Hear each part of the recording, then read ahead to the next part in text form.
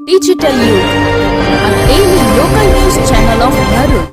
વાગરાની સાયખા વિલાયત અને દહેજ જીઆઈડીસીમાં ભ્રષ્ટાચાર અંગેની પ્રેસ વાર્તા થતાં ખળભળાટ મચી ગયો છે. ભરૂચ જિલ્લાની સાયખા વિલાયત અને દહેજ જીઆઈડીસીમાં વ્યાપક ભ્રષ્ટાચાર થયાની ખેડૂત અગ્રણીએ આક્ષેપ કરતા ઉદ્યોગ જગતમાં ખળભળાટ વ્યાપી ગયો છે. વડાપ્રધાનને પાઠવેલ પત્રને અનુસંધાને જીઆઈડીસી વડી કચેરી દ્વારા જ તપાસ આરંભતા અરજદારને સહી વગરનો પત્ર પાઠવી બોલાવતા શંકા વ્યક્ત કરી હતી. આ અંગેની અરજદારે વાગરા ખાતે પ્રેસ વાર્તા કરી જીઆઈડીસીમાં થયેલ ભ્રષ્ટાચારની તટસ્થ તપાસની માંગ કરતા જીઆઈડીસીની કચેરીઓમાં ફફડાટ વ્યાપી જવા પામ્યો હતો.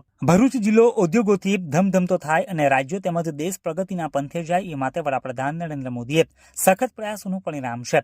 પરંતુ વાગરાની દહેજ વિલાયત અને સાયખા જીઆઈડીસીમાં પ્લોટ ફાળવણીમાં કથિત ભ્રષ્ટાચાર થયાની દિલ્હી સુધી વાગરાના વહિયાલ ગામના ખેડૂત અગ્રણી અજીતસિંહ રાજે વડાપ્રધાનને લેખિત ફરિયાદ કરી હતી.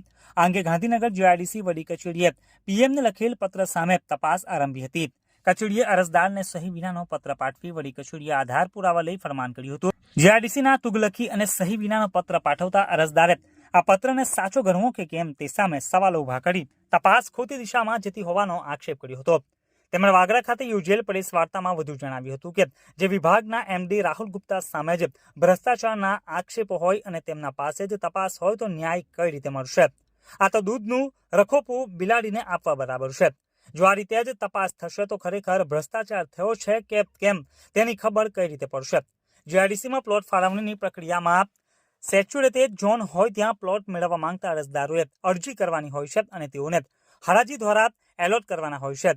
જેટલી હરાજી ઊંચી આવે એટલી રાજ્ય સરકારની તિજોરીમાં વધારો થાય, પરંતુ એમડી રાહુલ ગુપ્તાએ સેચ્યુરેટેડ ઝોનને અનસેચ્યુરેટેડ ઝોનમાં ફેરવી દઈ પોતાના માનીતાઓને સસ્તા પ્લોટની ફાળવણી કરી લહાણી કરી છે. જ્યારે રાજ્ય સરકારની તિજોરીને કરોડો રૂપિયાનું નુકસાન કરી મોટો ભ્રષ્ટાચાર કર્યો છે. અરજદારે નિષ્પક્ષ તપાસ કરવા માટે પુનઃ વડાપ્રધાનને પત્ર પાઠવ્યો છે. હવે જોવું એ રહ્યું કે આગળની કાર્યવાહી કેવી રીતે થાય છે. હાલ તો અરજદાર ન્યાય માટે વલખા મારી રહ્યા છે. જીતસિંહ બળવંતસિંહ, ખેડૂત આગેવાન. અત્યારે જીઆઈડીસીના બેફામ ભ્રષ્ટાચાર બાબતે એક નજીકના દિવસોમાં 18 તારીખે મેં એક પીએમ સાહેબને પત્રથી રજૂઆત કરી હતી, જેમાં સીએમ સાહેબ, પીએમ સાહેબ, રાજ્યપાલ શ્રી, ઉદ્યોગ ખાણ ખનિજ વિભાગને જાણ કરી હતી. તો વિષય હવે એવો છે કે રાજ્યની અંદર એક સેચ્યુરેટને અનસેચ્યુરેટ કરી ઝોનને ફેરવી અને કરોડો રૂપિયાનું કૌભાંડ થયું છે. હવે આ કૌભાંડને બહાર લાવવા માટે આપણે જોઈએ છે કે અત્યારે ઔદ્યોગિકની દ્રષ્ટિએ ભરૂચ જિલ્લો એક હરણફાળ કરી રહેલો છે.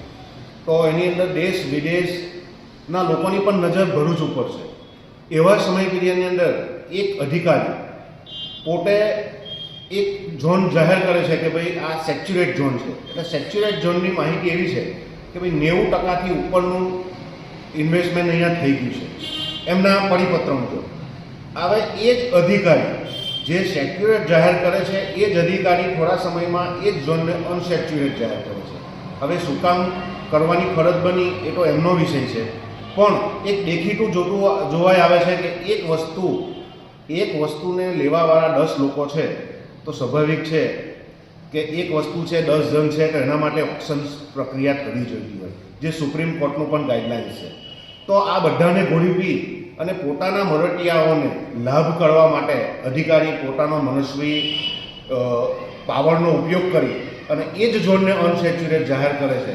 અને જે જગ્યા આપણે એની સાથે પુરાવો પણ મૂક્યા છે કે એની આજુબાજુની અંદર આજે પણ 7,000-8,000 રૂપિયા સ્ક્વેર મીટર જગ્યા જ્યાં વેચાય છે એ જગ્યા માંડ 2800 થી 3,000 રૂપિયા આપી દેવામાં આવે છે. તો ગુજરાત સરકારની તિજોરીને કેટલું મોટું નુકસાન.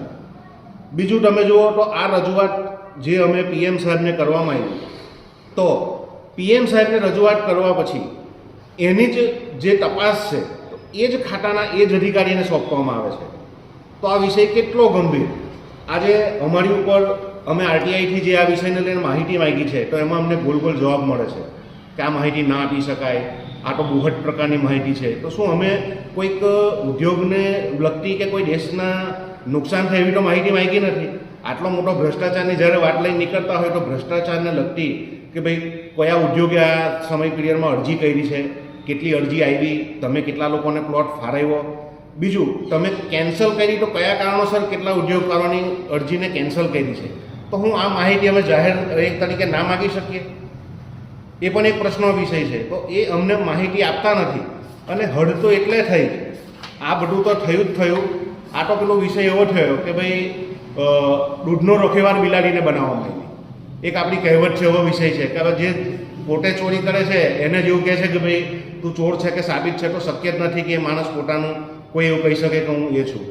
હદ એટલા સુધીને અમને હવે દેખાય છે કે માનનીય પ્રધાનમંત્રીશ્રીએ પણ આમાં રસ લઈ અને પીઓમાંથી પણ પત્ર મળે છે. તો એના અનુસંધાનમાં જીઆઈડીસી અમને એવો પત્ર મોકલે છે જેમાં કોઈ અધિકારીની સહી નથી અને અમને એવું કહે છે કે ભાઈ તમે 1 તારીખે જીઆઈડીસી ઉદ્યોગ ભવનમાં હાજર રહો. કોની સમક્ષ હાજર રહેવું?